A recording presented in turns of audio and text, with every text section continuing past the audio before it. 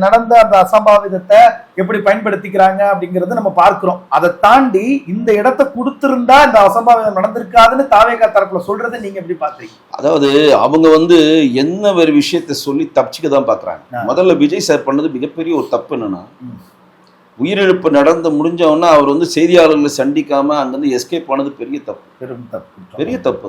ஏன்னா இன்னைக்கு நம்மளால தூங்க முடியலன்னா விஜயால தூங்க முடியுமா? நிச்சயமா நம்மளாலே தூங்க முடியல. 2 நாள் நம்மளாலே தூங்க முடியல. கண்டிப்பா.